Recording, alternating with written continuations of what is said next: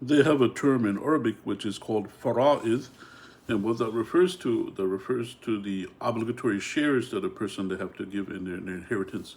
And this is mentioned in Surah An-Nisa in a few verses. Yusikumullahu fi oladikum. It begins with that. Allah, He gives you for your children. And it mentions the shares that the children's get and the parents they get and the spouse gets.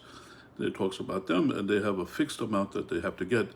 And that's obligatory from Allah subhanahu wa ta'ala, so it's not allowed for a person to change that. So what happens is when a person, they pass away, they have a will, they can will up to 1/3, and they can give to anybody besides those people that are mentioned in the obligatory inheritance. And then after that, what's remaining, if the debts come first, then up to 1/3, they can will that to whoever they like or whatever charity that they like. And then the remain goes to the obligatory inheritors. And a person cannot will to one of the obligatory inheritors because they can't increase the amount of their share. Then it's divided to the people in the obligatory inheritance. That's how that works. And it's mentioned in the Quran, the different inheritors that get, but there's many different scenarios.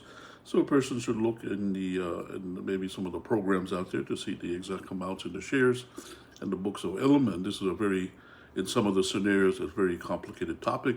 People, they study for years to look at the rulings for that, for the inheritance in some scenarios. And also if a person, they call that the kalala, they don't have parents and they don't have children, then the brothers and sisters, they are included in the obligatory inheritance. So that's another thing. So it is a little bit of an in-depth topic, and sometimes the scenarios, the shares come out more than what's there, and there's procedures that you have to do to adjust that. That's mentioned in the books of fiqh. So that's the thing. So the thing is, Allah subhanahu wa ta'ala mentioned what's obligatory in inheritance.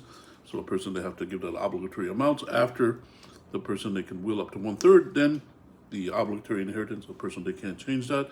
And Allah knows best, and may peace and blessings be upon Prophet Muhammad sallallahu alaihi wasallam.